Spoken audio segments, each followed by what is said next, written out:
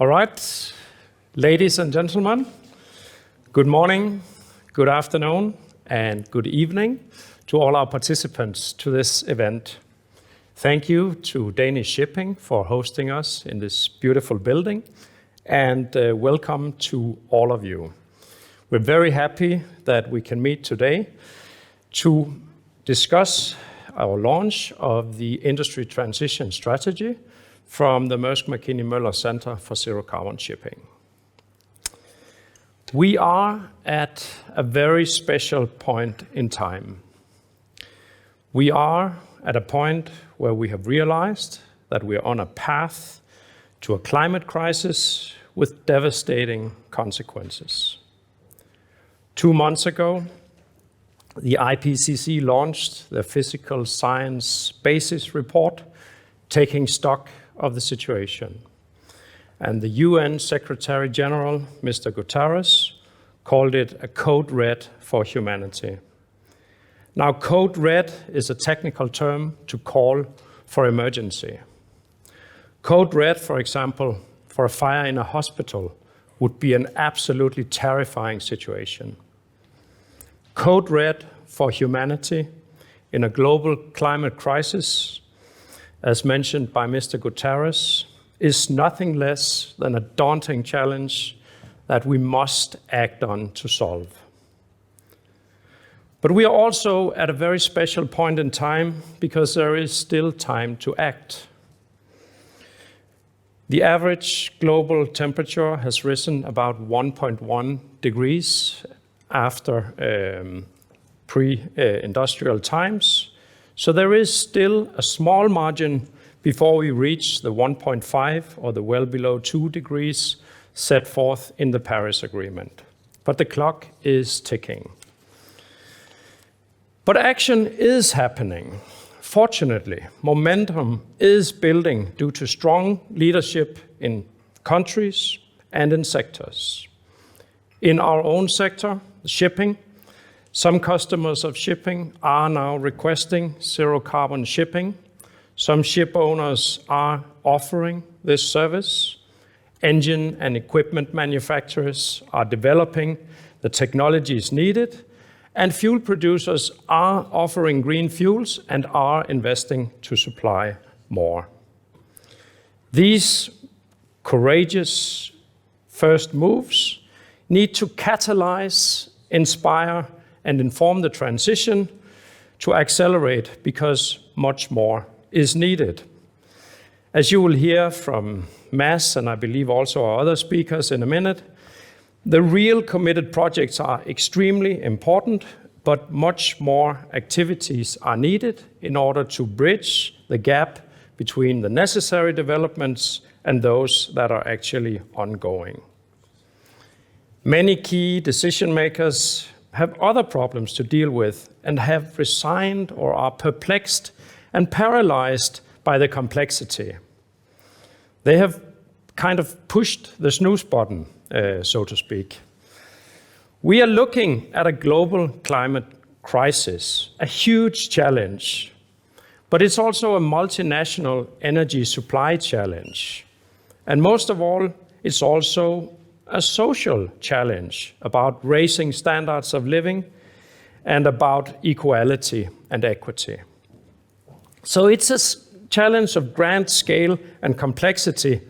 And even if the climate challenge is the most important of all, it's also important to remember that it is one piece in a much larger puzzle. But the starting point for leaders is that we just can't let the complexities and the risks of this challenge overwhelm or paralyze us. We can't sit around and wait for someone else to fix the problems for us. We can't let urgency win over strategic importance. We must act bigger, smarter, and faster. At the same time, we realize that not one single player, regardless how big or powerful, can actually solve a systemic challenge like this on its own by working in isolation. Collaboration across the ecosystem has got to be a critical enabler for an effective and accelerated transition. Collaboration is the key to action for many who want to contribute but realize that they can't do it on their own. It was in this light that the A.P. Møller Foundation established the Mærsk Mc-Kinney Møller Center for Zero Carbon Shipping a year ago with an objective to help decarbonize the maritime industry by 2050 as a platform for collaboration in the ecosystem, as a meeting place for those leaders in the private and public sectors that would meet up to strategize, to analyze, and not least, to set in motion impactful action. Now today, we're 1 year exactly down the road with extremely engaged and strong partners, with strong work programs, and of course, we are extremely proud that today we can actually present the first outcome of this intense work, namely the Industry Transition Strategy. It is one step on a very long journey. We hope that by launching this Industry Transition Strategy, we can stimulate a dialogue and a collaboration, that by bringing forward a framework with a lot of content, we can actually help multiple stakeholders to engage in this discussion so that we can co-create a vision and we can really co-create a way forward on this common mission that we all want to engage on. So you will see that this Industry Transition Strategy, it's an explanation, it goes very deep and it goes very wide across many disciplines and very deep all the way from the global level and basically down to the atomic level of the solutions that we're working with. In order to support this Industry Transition Strategy, we have launched also a number of supporting documents. So you can study the details of future fuel options. You can study how we simulate these complex new energy systems with a tool we call Navigate. And soon you can also study how we see the development of regulatory issues with market-based measures, etc. So there'll be a lot of supporting documents. The Industry Transition Strategy that we launched today is really the result of a lot of engagement and very generous contributions from our partners. It is the fruit of very hard work from our very skilled and engaged employees. I'd like to take this opportunity to thank everybody who have contributed to making this possible, to reach this milestone. I think it's fair to say that from the very beginning, we prepared for a marathon. Now, 1 year down the line, we realized that we just did a 100-meter sprint. It just happened to last for 9 months, but it was a really tough and intense one, and now we are really warmed up and ready for the marathon. Every partner, every single employee in the center have contributed immensely, and I'd like to thank you for that and just say that we are looking tremendously forward to the journey we have in front of us. So thank you everybody for that. Thanks. And then to the agenda of the day. We have a number of interesting speakers with us today. So first of all, we have Ms. Katharine Palmer, who is a shipping lead from the UNFCCC, and we will hear about the COP26 and all the processes and developments ongoing, also with a lead into the IMO processes. Then we will hear Mads Peter Zacho, our good colleague, speaking about some key findings of the Industry Transition Strategy. And after that, as item number 4, we will have a short panel discussion where Mr. Ole Graa Jakobsen from Mærsk, Mr. Nakamura from NYK, and Mr. Brownstein from the Environmental Defense Fund, we will discuss how do we go then from strategy to real action. Then there'll be a short Q&A session afterwards where everybody is invited to provide questions. And finally, we'll have some closing remarks. So I think with that, I'd like to welcome Mrs. Katharine Palmer. And thank you once again, everybody, for joining.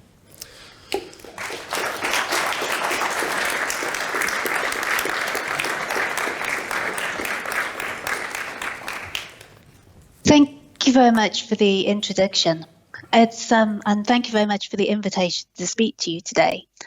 I'm sorry I can't be there in person to join you for the launch of your industrial transition strategy, because I'm sure, as you're aware, in a week's time, the world will gather in Glasgow for COP26. So this week beforehand is very busy in our preparations. And as the host, the UK has been clear that the world needs to bring enough ambition to the table in Glasgow to keep a warming limit of 1.5 degrees within reach. As the recent IPCC report made crystal clear, our pathway to that goal will be out of reach unless we dramatically change course. So at COP26, the presidency has set 4 key themes, those being increased ambition, adaptation and resilience, mobilizing finance, and working together to operationalize the ambition and accelerate progress. And the interconnectedness of the shipping sector make it a powerful source of solution when leaders step up to take action, as they will do next week. But these discussions on national targets and national action are the focus of leaders, their ministers, their economists, and their diplomats. But as the shipping lead at the UN Climate Champions team, my role is different. My role is to build momentum for ambition amongst non-state actors within the shipping ecosystem. So that includes corporations, investors, cities, states, and regions who can all drive immediate change within the shipping system. So earlier this year, the Climate Champions established the importance of 2030 breakthrough targets. So if I could show slide 1, please. To enable a 1.5 aligned decarbonisation of shipping by 2050, zero-emission fuels need to make up 5% of international shipping fuel and 15% of domestic shipping fuels by 2030. It is this quantification of the goal that zero-emission vessels need to be commercially viable, technically feasible, safe and sustainable by 2030. And by quantifying that, by putting some target numbers on the percentage of fuel demand that will be made up by zero carbon, it's enabled us to set a clear near-term goal for 2030. So in order to be able to achieve this, the shipping industry is going to have to combine and accelerate different change levers across the entire ecosystem. And so those change levers that we're looking at in more detail are technology and supply, customer demand, financing, policy, and civil society action. And it's going to be a combination of all these change levers when they come together that deliver great confidence and great impact that we can accelerate pace in order to be able to achieve our 2030 breakthrough target, which will set shipping on course for zero by 2050. So let's look at that in a little bit more detail if we move to slide 2, please. So first of all, technology and supply. Zero-emission ships and zero-emission fuel technology will need to be trialled, and it will need to be demonstrated at large scale by 2025. We need to ensure that operational and safety standards are in place, and ultimately we can then encourage larger supply, and ultimately that increase in supply and the increase in demand for the supply will bring down the technology costs. So those first mover demonstration projects at large scale by 2025 are critical. Next, we need finance, and our approach to ship financing will need to evolve.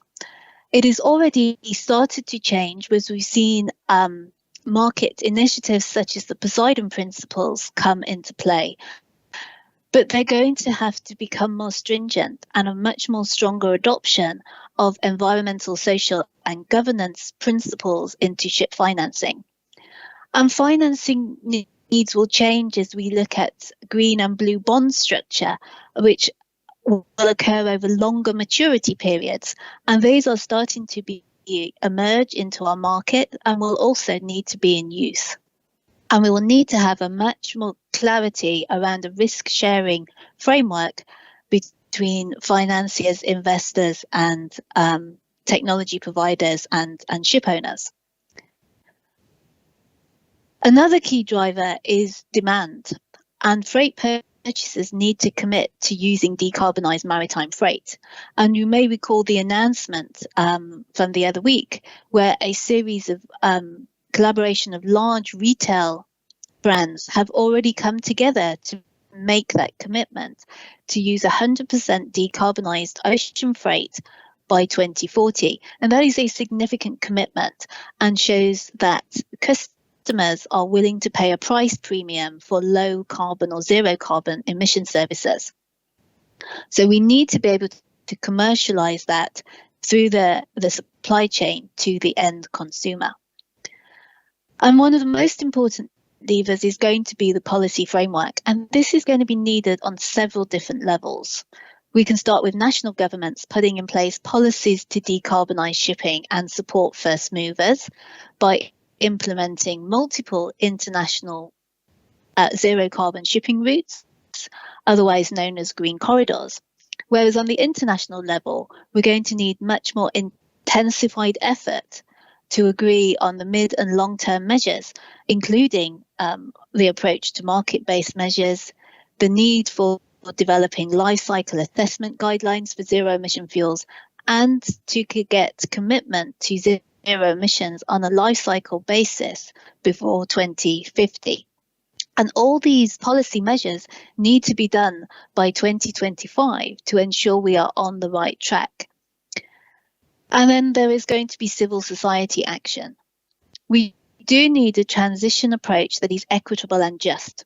It doesn't leave anyone behind, especially those who are most vulnerable and those that may be disproportionately impacted by climate change, such as the least developing countries and small island developing states.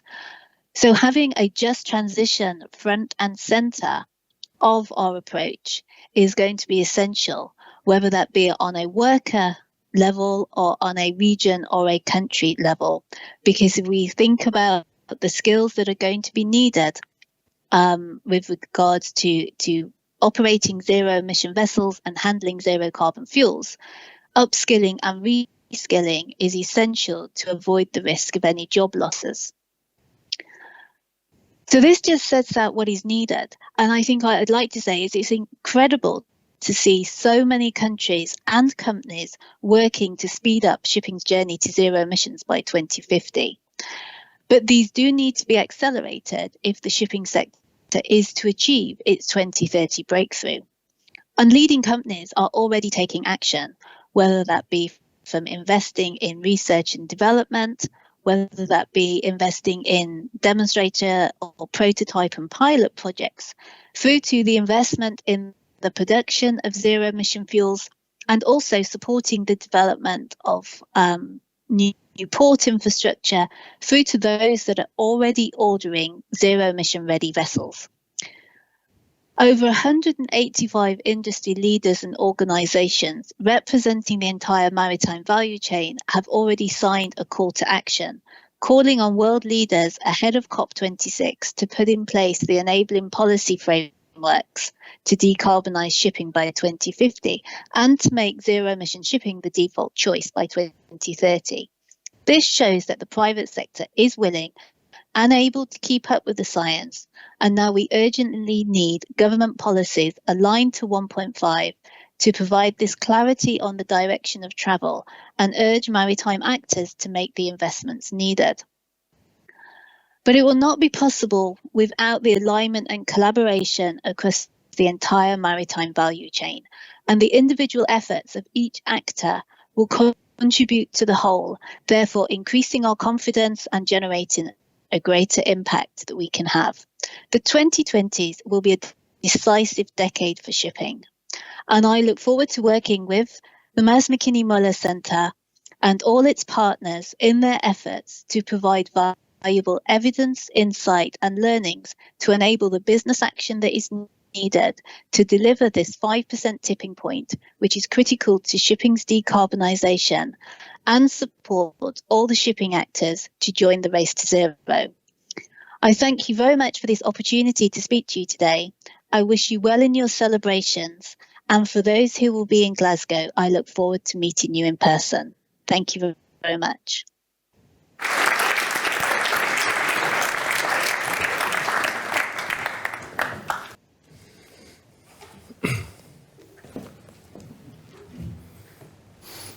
Thank you very much. I'll now present a little bit of the conclusions from our industry transition strategy. It will, of course, be very much on headline level, and I do encourage you to go and visit our website and have a look at the strategy document itself in its rich detail, and also all the supporting documentation that will give you a lot more flavor for the work that we have done in the past. We've seen dramatic change in the shipping sector over the past 2-3 years. We've seen ship owners and customers that have committed to decarbonization targets. We've seen vessels with alternative propulsion being ordered. And we're seeing that climate and emissions have now become, you could say, a very important part of the strategy discussions in every ship owner, in the leadership teams, in the boards, and I'm sure that you're all also participating in these discussions in your companies and organizations. It's definitely reached the top of the agenda in most places.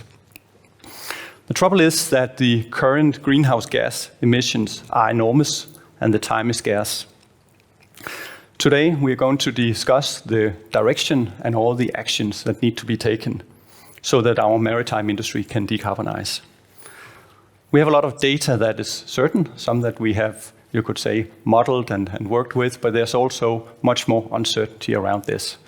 There are many things about the future path that we don't know about yet, and that's why we're not going to try and predict the future. We are going to talk much more about what it takes. We'll talk about some of the tools that we have in the toolbox to decarbonize shipping and what it takes to reach zero. In the following, you will hear me conclude that decarbonization of the global maritime industry is indeed possible, but it's not going to happen by itself. It's not going to happen through market forces. It requires major regulatory intervention as well as a significant private sector mobilization to make it happen. It's going to be a marathon. And the future is also going to bring several successful fuels. It's not going to be as simple a world as we have today in shipping.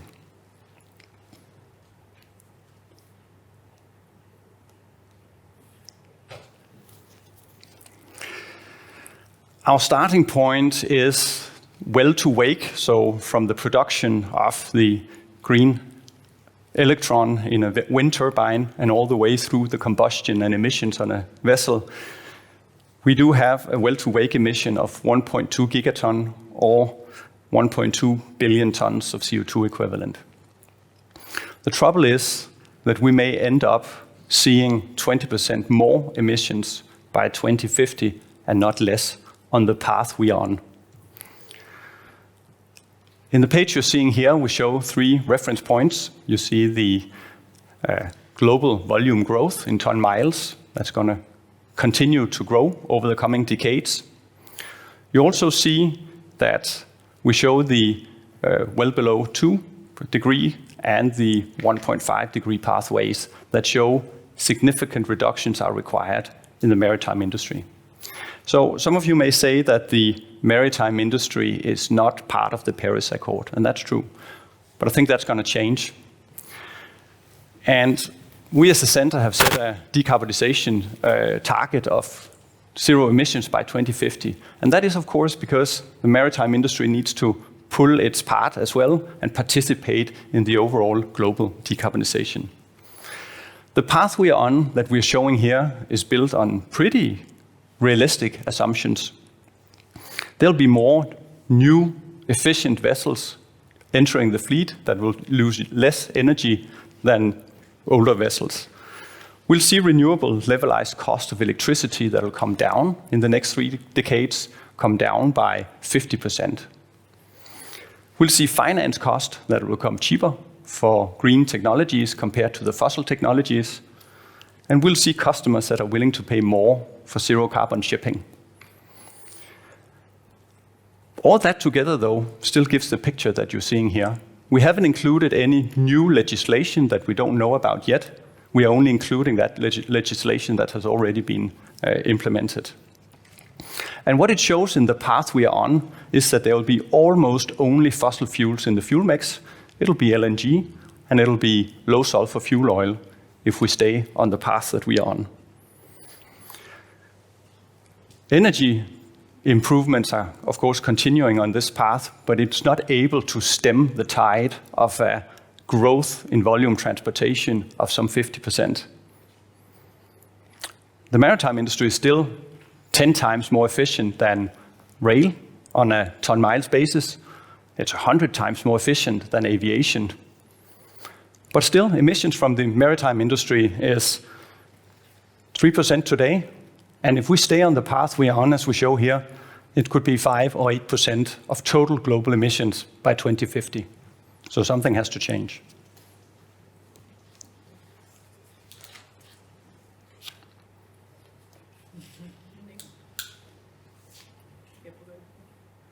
Here we go. Industry leadership is gaining momentum. We have analyzed the top 30 companies in all the major vessel segments, and this is what you're seeing here.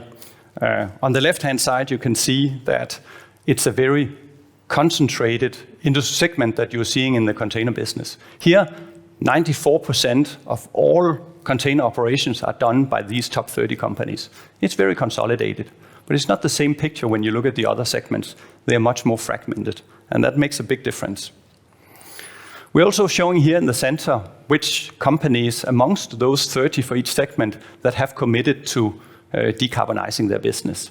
And it's only a relatively small number of companies that have fully committed to decarbonization by 2050.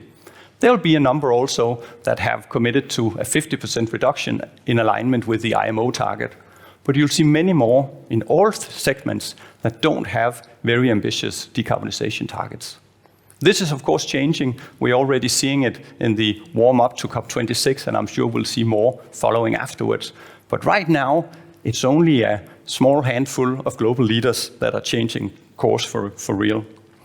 If the commitments that have been set by these companies are delivered on, we'll see a total of 22% of the total marine transportation that will be zero carbon by 2050, which is something, but it's not enough. And you can see there are very big differences between the segments. You can see the container trade. If those companies that have set targets are delivering on it, we'll see over 60% being zero carbon, whereas in some of the other ones, it's going to be considerably less. The trouble is also that industry leadership can actually backfire and lead to margin erosion for those companies that are doing it. Because you have to keep in mind that they have to buy these alternative fuels that are much more expensive unless something is changing. That means that if these front runners that are decarbonizing and using alternative fuels, if they don't find customers that are willing to pay more for the zero carbon transportation, or if we don't have regulators that level the global playing field, then their margins will erode and it'll be a very costly affair. So we have to support these companies.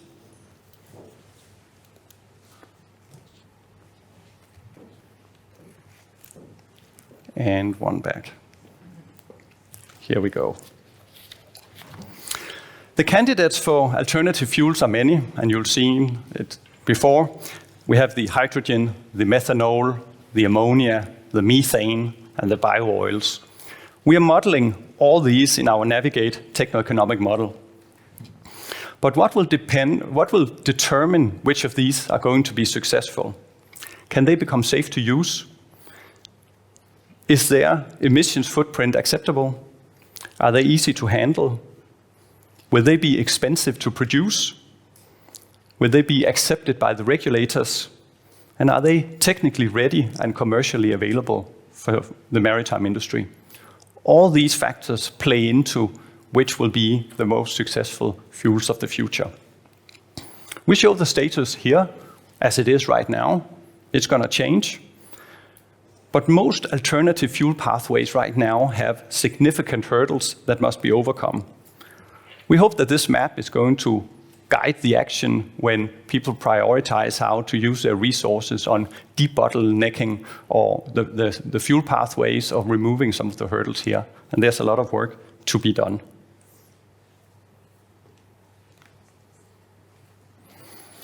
To find out what it takes to decarbonize the maritime industry, we have identified 5 critical levers. The major critical lever that you can see to the left is policy and regulation. It can really level the global playing field. It can close the cost gap between alternative and fossil fuels. The IMO has implemented short-term measures on energy efficiency, and soon they will be discussing market-based measures as well, or carbon pricing. EU has launched its ambitious Fit for 55 plan in July this year, and it's still being discussed and will, of course, it will take a little bit before it's being finally agreed in detail. Several countries have also called for full decarbonization of shipping. We've seen the US and UK make these calls for before 2050, which is, of course, a big support. And I'm sure there's going to be a lot more push in the weeks to come at the COP26 in Glasgow. We'll see what that brings after, and I have quite high expectations. Ship technologies are under constant development. I'm still fiddling a little bit with this, so you'll have to excuse me.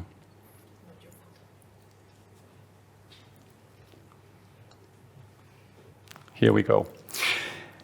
Propulsion technologies for bio-oils and methane and methanol are already in commercial operation right now. And the ammonia systems, they will be available from 2024 for initial implementation. That's, of course, subject to satisfactory safety standards. Dual fuel systems for fossil and alternative fuel are currently being ordered, though it's going to be, or right now, it's in relatively low proportion to total ship orders. And we see future fuel-prepared ships being designed, and these designs are well underway. So a lot of progress on the ship technologies, but there still remains a very large potential for more energy efficiency measures to be implemented. In the center here also, we have energy and fuel advancements onshore.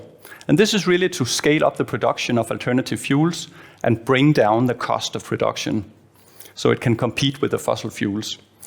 The technical readiness level is relatively high, but the commercial readiness is low. It's not available in the ports for bunkering yet. It's mainly first-generation biofuels that are commercially ready today and only on a pretty limited scale. We also start to see customer willingness to pay developing, particularly in the container segment, where we've seen the cargo owners for zero-emission vessels that have launched their commitment of full decarbonization of their transport chains by 2040. We've seen the companies like Amazon, IKEA, and Inditex take the first steps here, and it's very important. But it's quite different in some of the other segments. In, for instance, the tanker and dry bulk segment, we don't see customer interest to a very large extent yet. It's still price per ton moved. That's the main interest of the customers. Finally, there's the finance that's needed, and there's going to be a need for a lot of financing. Banks and capital providers are deeply engaged in reducing their carbon footprint, but it doesn't seem to be having an effect on the maritime financing yet. We don't yet see that there's a price difference between the green technologies and the fossil technologies when you finance ships. Over time, we think that's going to become a relatively wider spread.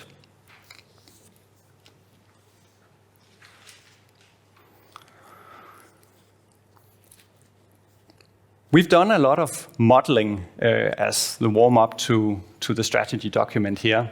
And this is what you're seeing here is one of the important conclusions that come out. We've researched the levers that we just talked about. And what we show here is that carbon pricing is indeed the very effective tool that we have in the toolbox. It can entirely close the cost gap between fossil and alternative fuels.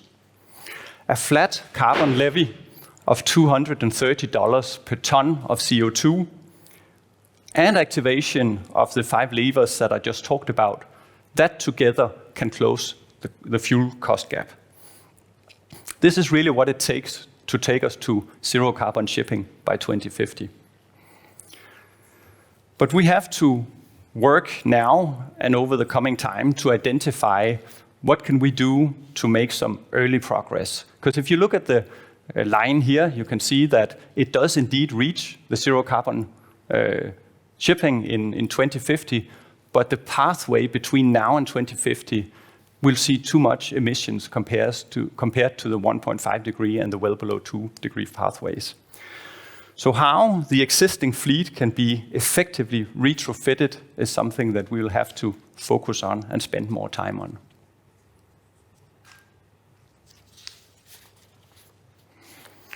A flat carbon tax of $230 per ton of CO2 will also generate a total of $4 trillion between 2025 and 2050 if it's being implemented. And that's, of course, an astronomical amount of money. And it surely is going to add a lot to the cost of maritime transportation if implemented. You can see here the dashed line that such a tax would accumulate very quickly in the beginning. It's steep to begin with, and that's of course because almost all ships are sailing on fossil fuels today. Later on in the transition, once more ships are going alternative, that's the time when the graph is flattening out and the tax collection start reducing. But it can be done a lot smarter. If you look at the black line here, the lower line, this is really the cost for all the early adopters of alternative fuels. So that means that if we were to compensate every single company that decides to sail on alternative fuels, it's actually a much lower level that would close the cost gap. If we went and earmarked and returned the levy proceeds that are being collected to those early adopters of alternative fuels, we could do that entirely with a total cost of just $2 trillion, or about half of what a flat tax would cost. You could say in the beginning, there would be thousands of fossil fuel operators that would be supporting a very small number of operators on alternative fuels. Of course, later on, as the transition progresses, there'll be much fewer fossil fuel operators that support the alternative fuels. The accumulated funds of 2 trillion would also significantly reduce those distortive effects that would be if a large levy is implied or implemented in transportation, maritime transportation alone, compared to some of the other transport segments. But obviously, you would probably argue that implementing a tax that continuously is rising over time is not a practical solution. So we have to think smarter.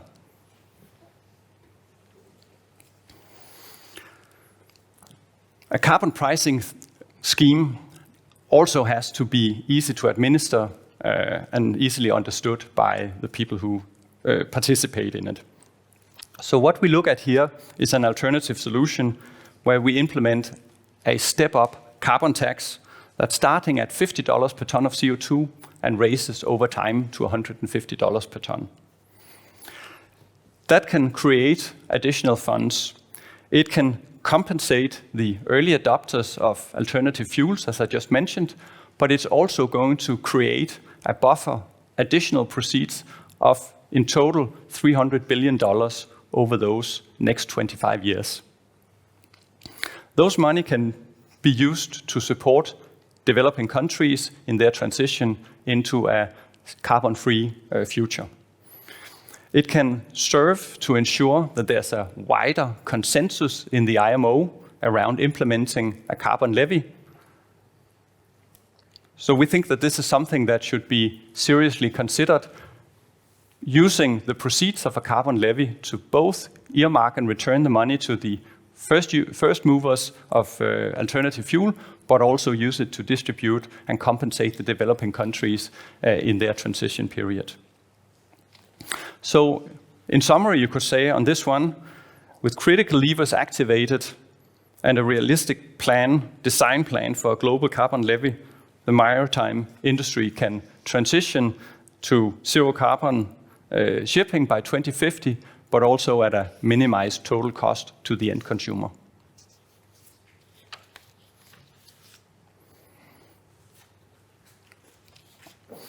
So what needs then to happen over the next couple of years for us to get started on the right foot? And we've really identified 4 areas here.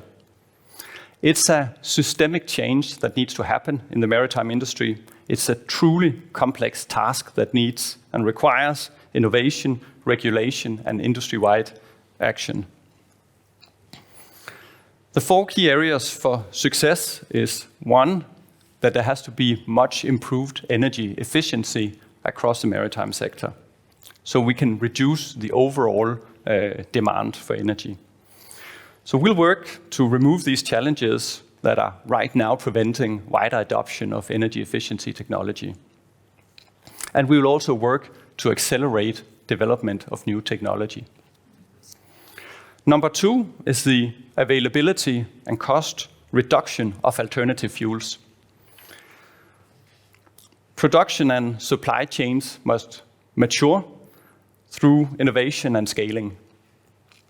And the development of permits and licenses and standards and regulation is urgently needed to happen now. Number 3 is to create a level playing field with global regulation. This is critical for managing safety. It's critical for creating investor confidence and accelerating the technology developments. With a carefully designed global carbon pricing model, this playing field can be leveled at a reasonable cost to the end consumer and to the shipping industry.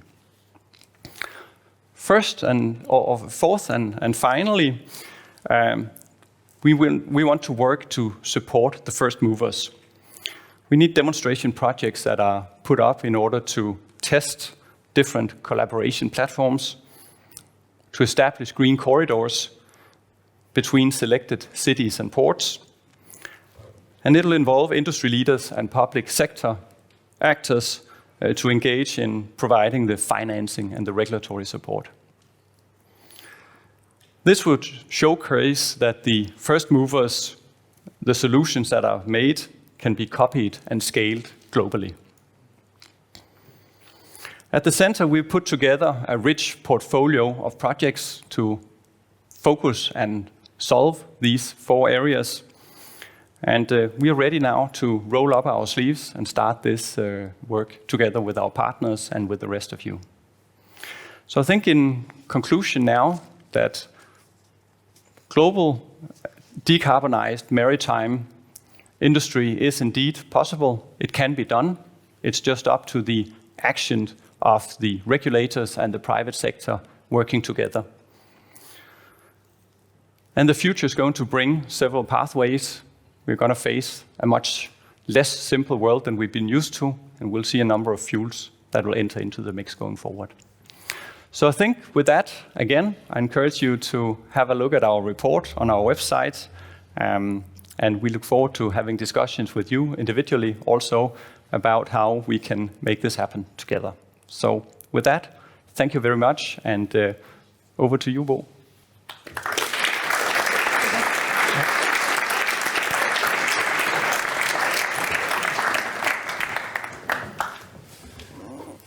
Thank you very much, Mads. And now we're ready for the next item on the agenda. And I'd like to invite Ole Graa Jakobsen from Mærsk, Mark Brownstein from Environmental Defense Fund, and Mr. Nakamura-san from NYK to enter the stage. Very good. And I think, Ole, we can sit here. We can sit in the middle.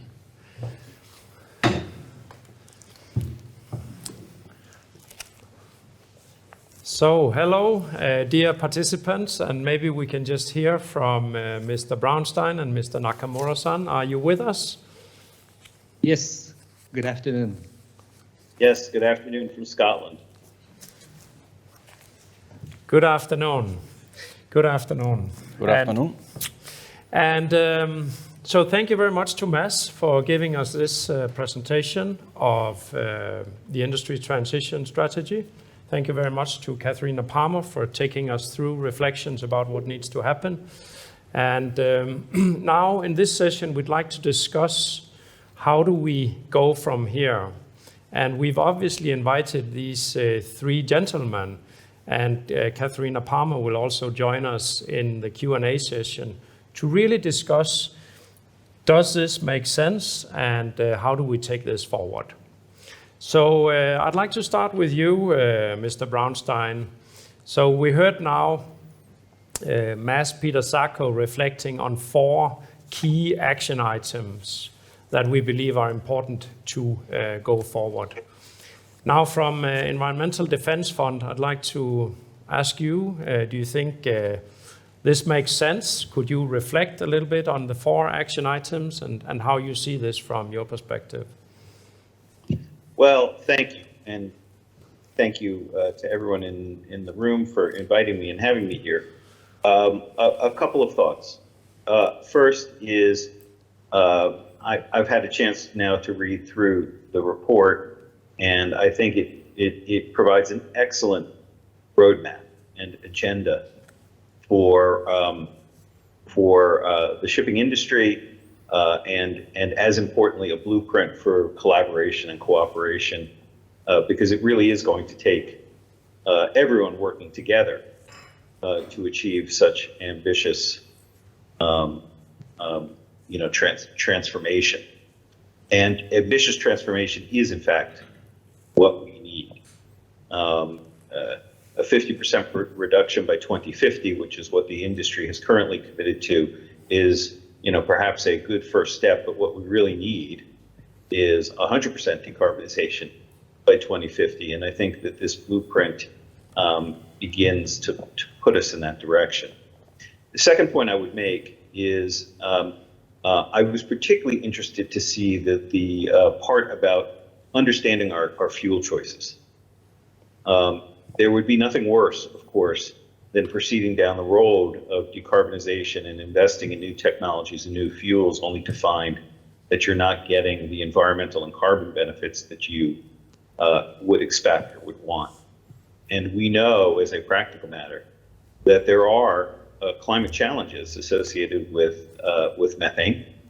Methane drives a quarter of the warming that our planet is experiencing right now. And we know that methane leaks are a big challenge for the oil and gas industry. And so therefore, it is going to be a big challenge for the shipping industry. And we will see action on this at the COP next week. But we also know that there are issues with hydrogen, blue hydrogen, and even green hydrogen. And we know as well that there are issues associated with biofuels and the carbon accounting around that. So very important to work to make sure that we have a full array of options for the industry, but that those options are well defined, and so that when a company makes a choice, they can be sure that they're getting the benefits that they're looking to achieve. Thank you very much, and I think you are pointing and alluding to the need for rigorous standards so that this transition becomes robust and we're not fooling ourselves by going down an alley that is not actually helping to solve the issue. So thank you very much for bringing that forward. I'm sure we'll get back to that point later in the conversation. Then I'd like to turn to you, Mr. Nakamura-san from NYK. So could I kindly also ask that you reflect on these 4 action items that we heard Mads Peter Zacho talking about now? Okay.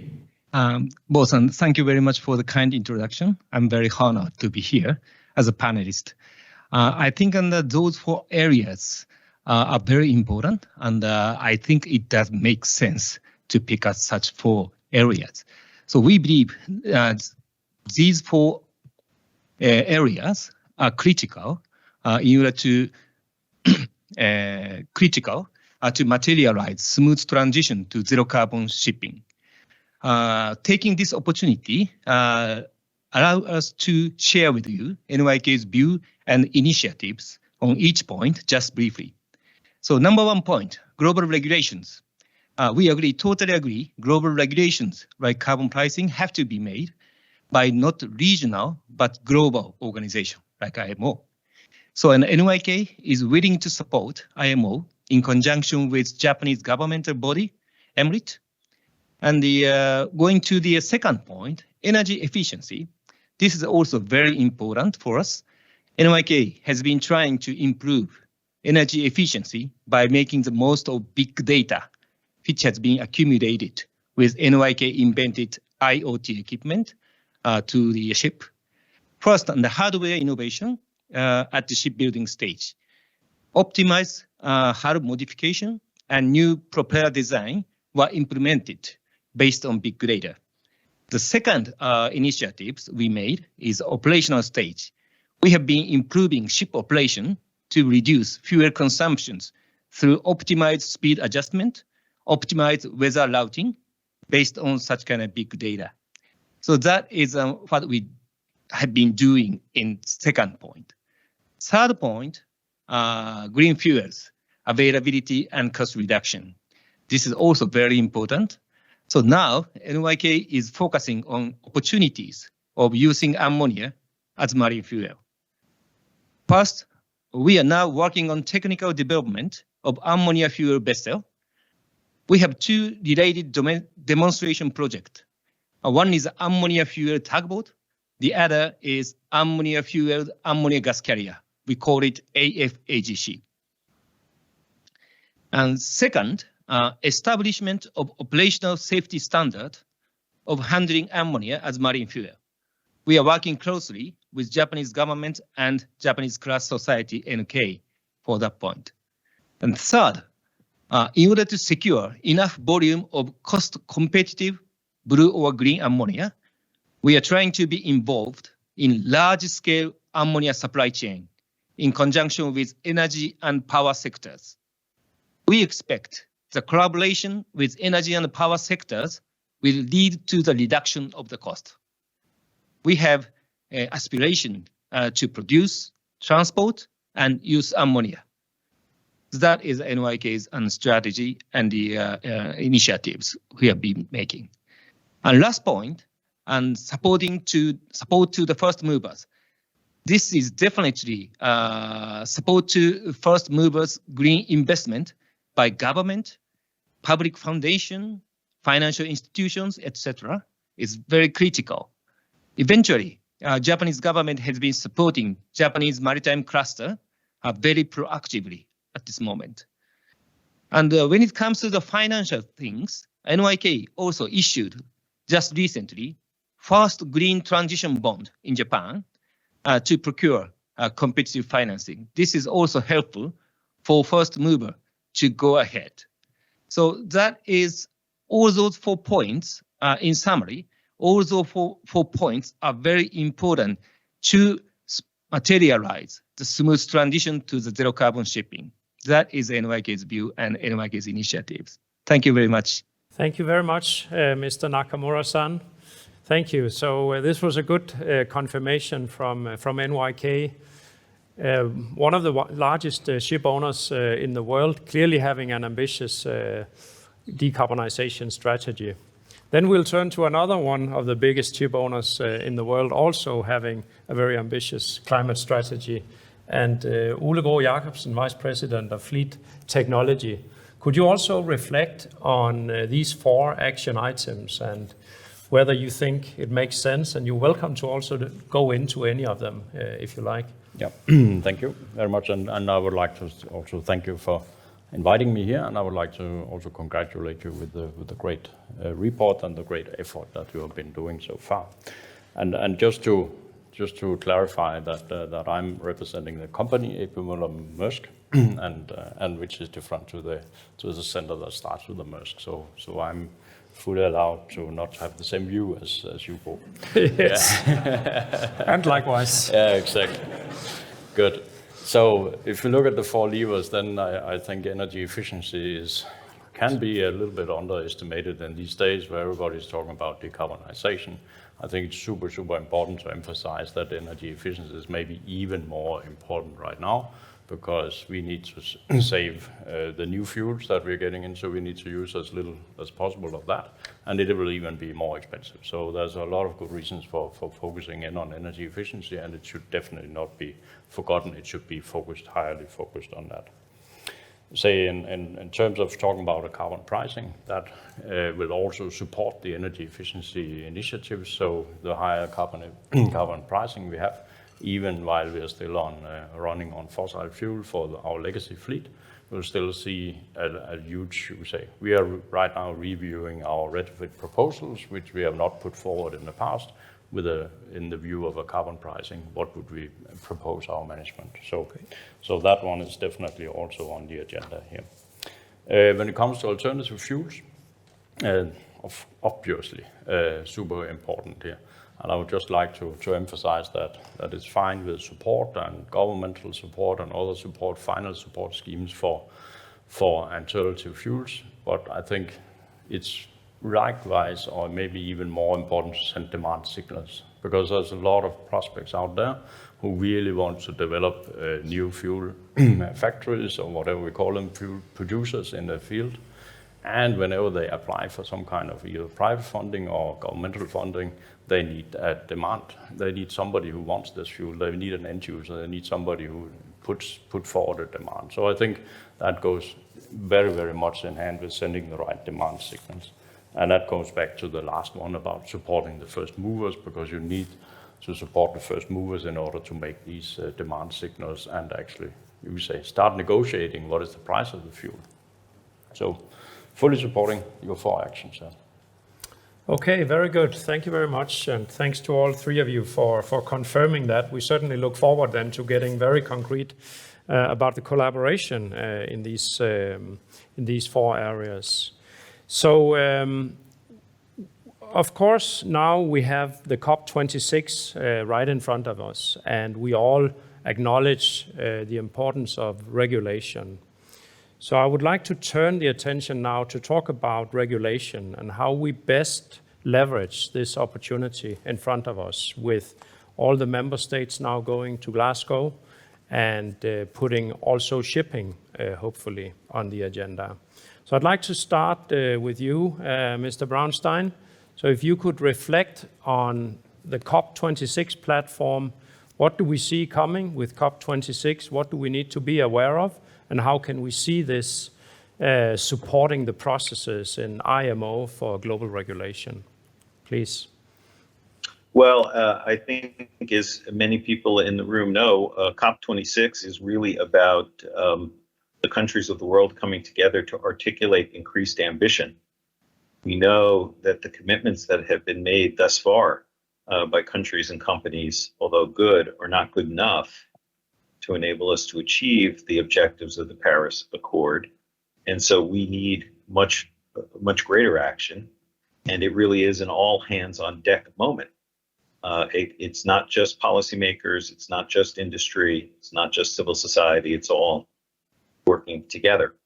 I think one of the things that will be most interesting about this COP, however, is that this COP will not just be talking about reductions in carbon dioxide emissions, but for the first time, there will be a highlight on reducing methane emissions. We expect to see a global methane partnership agreement rolled out on November 2nd, signed by many of the world's leading nations, the European Union, the United States, Japan, and others. And this, for the first time, is going to put a focus on reducing methane emissions. And I think that's important for this conversation, because methane is, I think, one of the fuels the shipping industry is looking to. It is one of the feedstocks, perhaps, for producing hydrogen. And it really puts front and center the idea that we need to make significant reductions in this other greenhouse gas alongside everything that we're doing on CO2. So I expect that that is going to be something really powerful and new and worth our focus. Excellent. So that's really putting shipping on the table and remembering that methane is a part of the mix of greenhouse gases. Then turning to you, Mr. Nakamura-san, I'd like to ask you also now in view of your strategy, and you mentioned it briefly here in the first round. In view of your strategy, you certainly have some very ambitious activities on the table.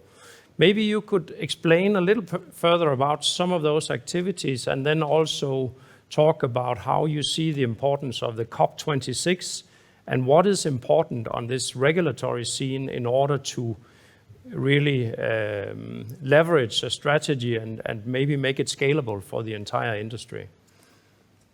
Okay. Maybe it's better for us to explain briefly about NYK's transition strategy. Then and there we will touch on the importance of the COP26.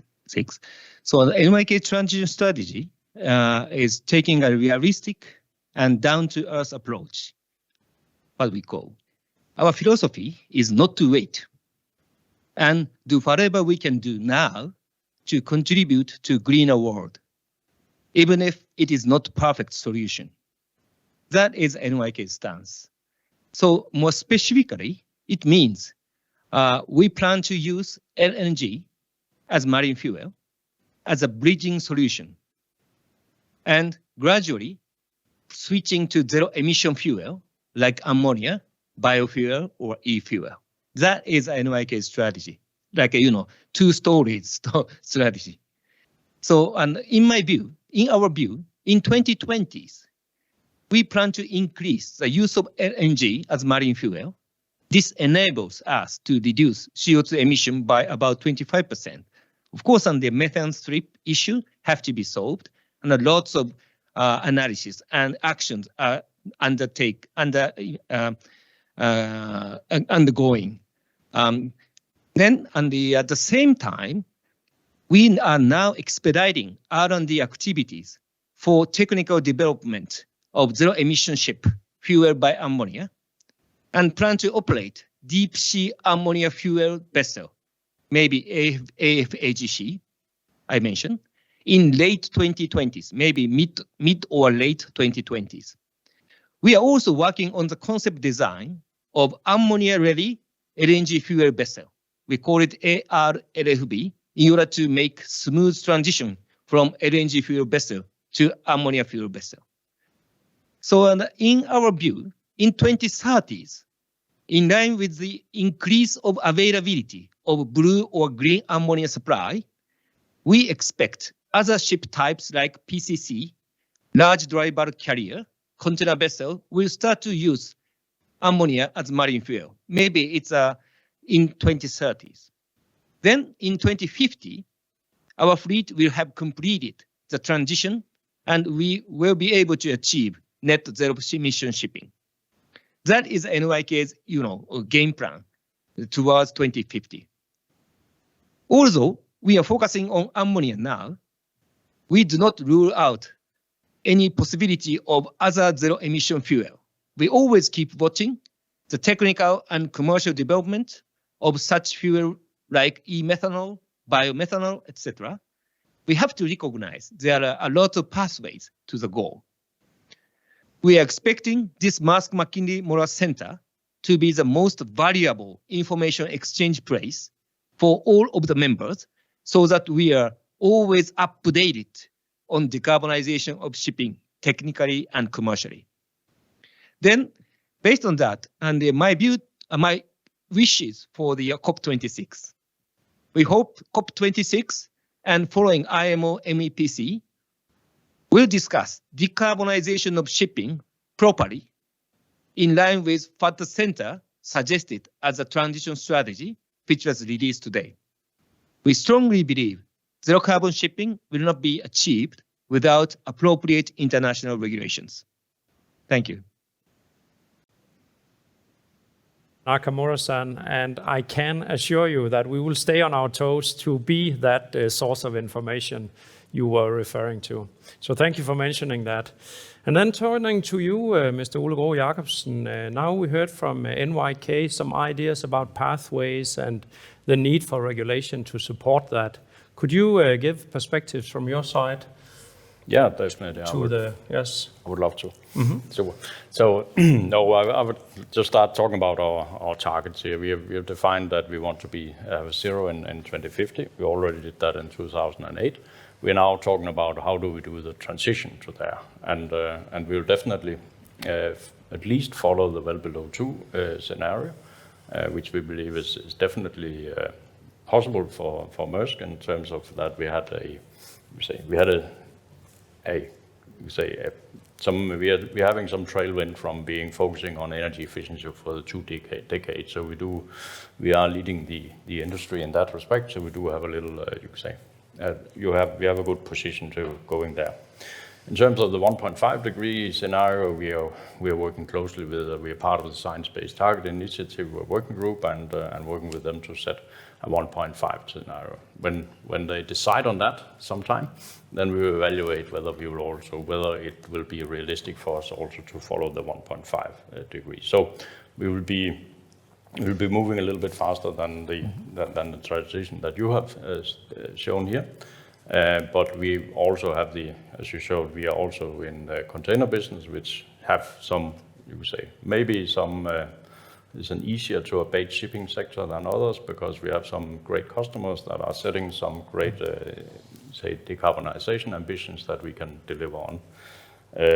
And so what we are doing here is that we as Nakamura-san from NYK said that ammonia is a little bit out in the future going with that. And we cannot sit and waiting. So what we have decided for is actually to push the fast forward bottom here and then engage within what is possible, what we can do. We can build vessels that can go on methanol. We can. It's a known technology, at least for the small vessels. We have then also ordered some larger ones, which is not so known technology, but the basic technology is there.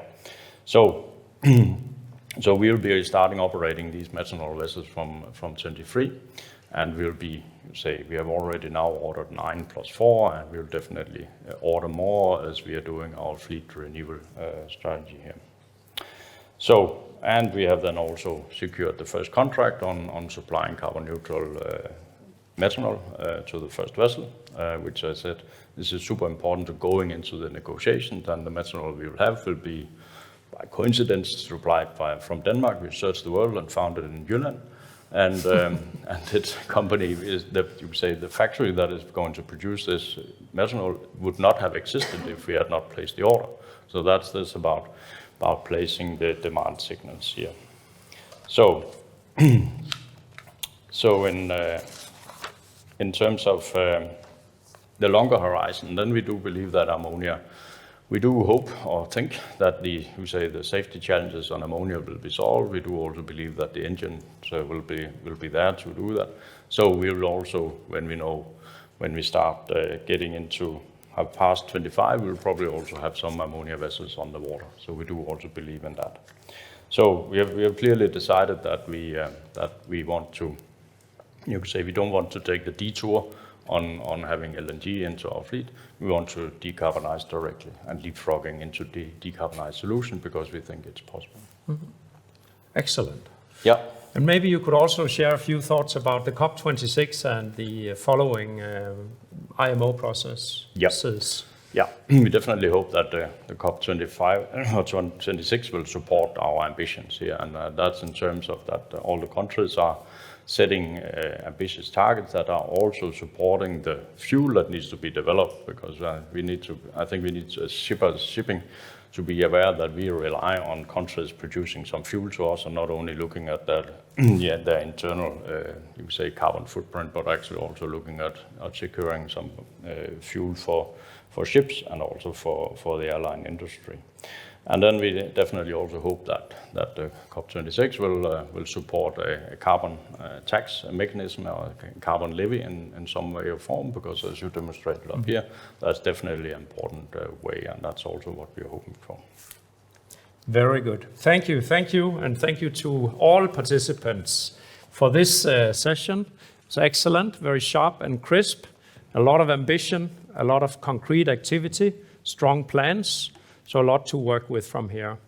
Then we turn to the last part of the agenda. We do indeed, and it's our Q&A part. And if I can get just the slide on the screen on how it's done. And we have Mads on the stage as well, very good. We would like to invite you all to join us for the Q&A session. It's a very democratic, transparent Q&A. You simply go to slido.com, you ask your question, or you like the question you would like us to address with the panel here in the room and with Katharine, Mark, and Toshi on the call. The question that gets the most likes gets asked first.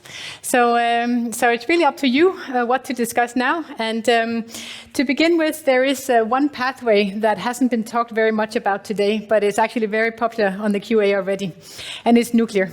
So maybe, Mads, we could start by asking you what considerations have been made around nuclear, both as a primary energy source and potentially also as a way of fueling the ships. What is very clear from the work that we've done so far is that a lot of energy is going to be needed. We will need very large quantities of primary energy because quite a bit is lost in the process from producing these alternative fuels that we are looking at. So there will be a very large requirement for renewable energy sources. The big question is, of course, whether the ramp up of solar panels and wind turbines and so on can be fast enough. And it's probably not quite 100% clear right now whether that can happen or whether there will be a need for additional energy sources as well. We at the center haven't spent a huge amount of time on nuclear for now, but we are technology agnostic, and therefore we like to keep our eyes open and will of course monitor lots of technologies and lots of energy sources and figure out which ones are the most appropriate or needed. Yeah. Thank you. Excellent. And I think we can get the panel back on the screen now so we can see the full range of. Here we go. Thank you very much. Anyone else has a view on panel? Mark, on nuclear? Sorry, Mark. What is that? Is that something you're looking into? You need to unmute. Sorry. Yeah. Here we go. Yeah, certainly we know that nuclear can work on ships. We've got a 60-plus year history of that, but we have it under very controlled and very professional management. And so one would need to take a very close look at maritime rules and regulations to know that it could be handled responsibly if one were to try to do it in a civilian context. Certainly in the military context, we know it works, but of course, that's a very highly trained and highly controlled environment. But we also know that nuclear power can play a role on land, and perhaps that is one of the sources of the electricity that would ultimately go into producing, green hydrogen or green ammonia. But there again, some significant challenges on the financial side in terms of building and financing these reactors and constructing them on time and on budget. So I think that is as much a challenge as anything else. Great, thank you. Good. Next question up is from Mette. She's asking, how are you going to work with the regulators? And I think this one might be for you, Bo, initially. What will you focus on the global side with IMO and on the regional side with EU? So our approach to this will once again be partnerships. We need to work with that ecosystem in a way where we understand the problems properly and we support with what we are best at. And I believe that is with deep analysis, where we will have a lot of insights around those fuels and energy forms that are available in the future and what is their carbon impact. How is this adopted on board the fleets? What are the investment implications? What are the cost implications of this? And we can support countries with analysis of consequences for a country, for a region, to really understand what are the implications of decarbonizing shipping. And a lot of the debates now in the regulatory system is about the implications, and players are trying to understand what does it mean for the industries of my country, or what does it mean for a developing country, or what does it mean for the cost of shipping, let's say, low-value goods across, so what does it do to the competitiveness of local industries and businesses and so on. And many of those questions will need solid answers substantiated by analysis, and this is what we would like to support with. So I think that's how we're going to do it, collaborate with a large number of players, and we already have a large number of government agencies that have reached out to us, and we're going to work with those to just support with information and insights. Thank you. Catherine, turning to you, how would you like to see the Mærsk Mc-Kinney Møller Center for Zero Carbon Shipping collaborate and work with the different regulatory bodies, but also with the scope you're working with the non-state actors? Yeah, thank you very much. I think on the, first of all, take the government side.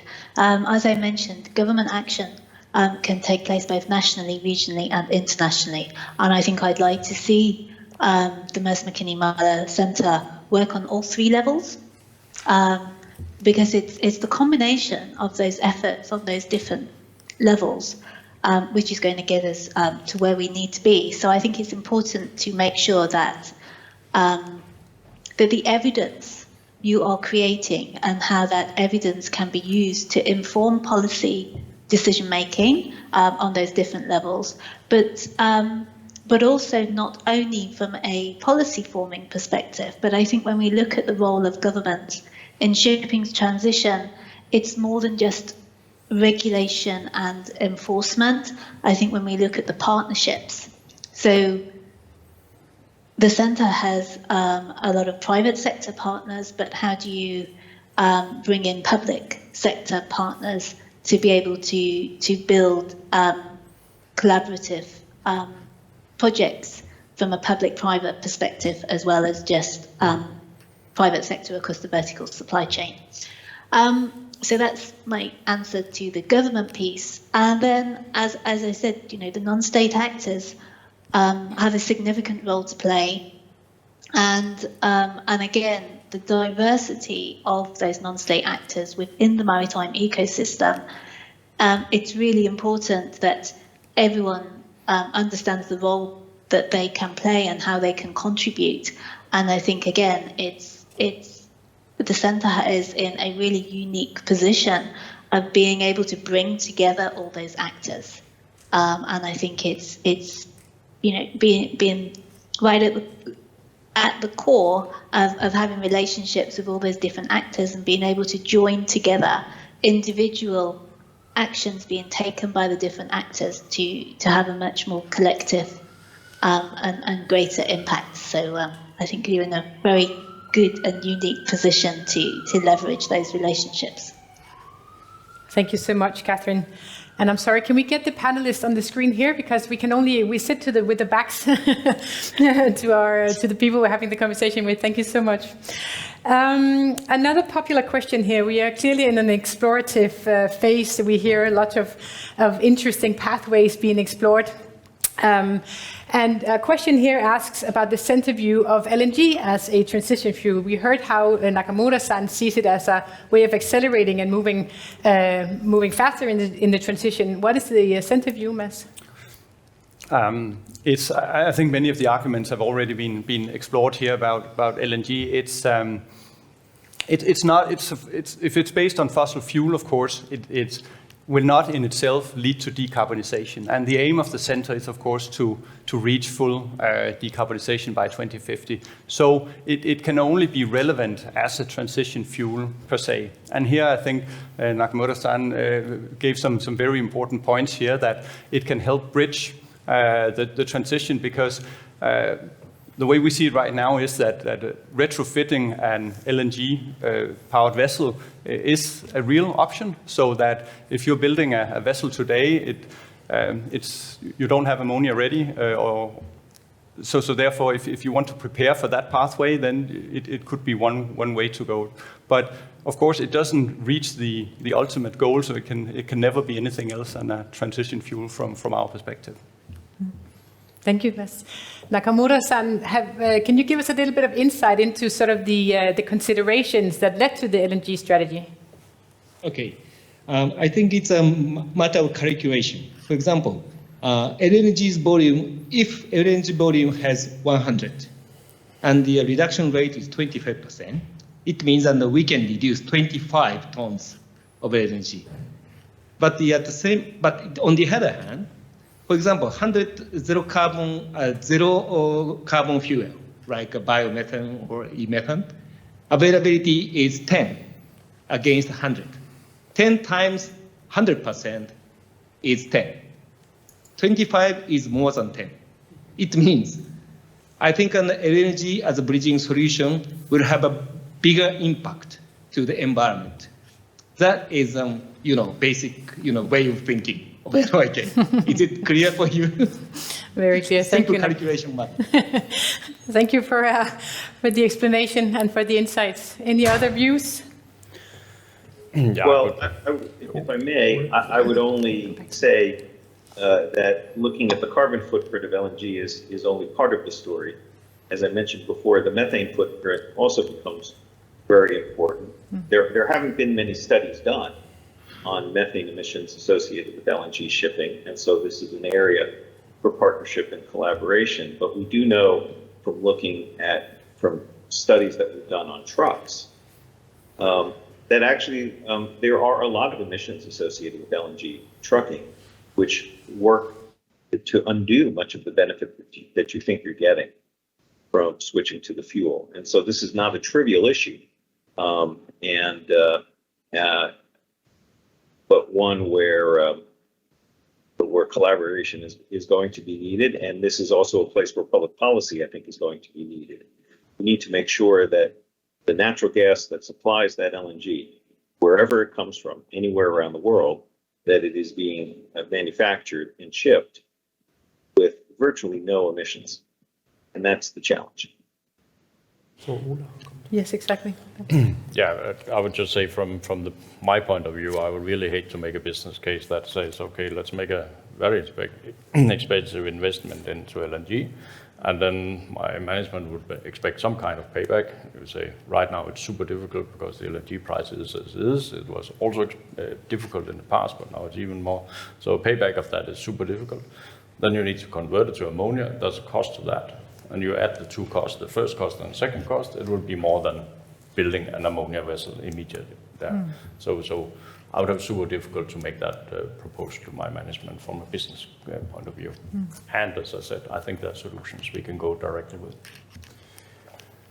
And then finally, I can say from the center side, we are going to support multiple fuel pathways going forward. And the way we're going to do it is basically to work in depth with really understanding the life cycle impact of those fuel pathways. Right now, we're looking at about 20 different fuel pathways, but there are more evolving basically as we speak. So our perspective is basically, and it's back to Brownstein's comment in the very beginning, that we need to understand, we need to be able to control and enforce the climate impact throughout that system. And basically, with that in mind, we are technology agnostic. But on the other hand, we need to get the data on the table to make sure that we make the right choices going forward. Thank you all. Moving on, we have a question here. I think that goes back to you, Bas. As the center writes the transition chart, in the transition chart, what effort is put to involve other industries to share risk and avoid the negative resource competition? I must say from the center's perspective, this is early days in that discussion. We haven't really come around to having, you could say, structured discussions with the aviation industry and others about how do we best solve this. But it is something that is clearly going to be something that we'll work on, because it doesn't work that we are laying out strategies and pathways that turn out to be, you could say, obstructed or obstructing the pathways for some of the other industries. And here we need to be able to look better across. Bo, you can compliment me here, but we haven't spent a huge amount of time on really understanding those dynamics. I mean, we have modeled the shipping industry in quite detail, and it's an enormous task to do, and really getting into how that competition is going to work with other equally complicated industries is something we haven't come very far in. Sector coupling is going to be a key issue in our strategy going forward, and it's something that we have, I would say, we're scratching the surface right now, but we know that in order to really take the depth of understanding of energy and fuel supply to the next level, you need to go into regional, even national level to understand what are the real drivers, for example, for energy security, which is a very strong driver for the development of the energy landscape. So there are actually a lot of work ahead of us in that space, and you'll be seeing us reaching out to new partners. You'll be seeing us publishing new papers and inviting for dialogue around this rather complicated issue. Yeah. Thank you. Maybe I can add here that we are quite well positioned to it, because many of our partners are not only dealing with shipping. Yeah. We do have a partnership structure around us where some are supplying to other sectors as well and have some very good insights that we can build on. So I think we have good opportunities and pathways to have that discussion. Absolutely. Excellent. Katharine, turning to you, because in the race to zero, you have several views on breakthrough targets for across the different transportation sectors. What is your view on the competition part?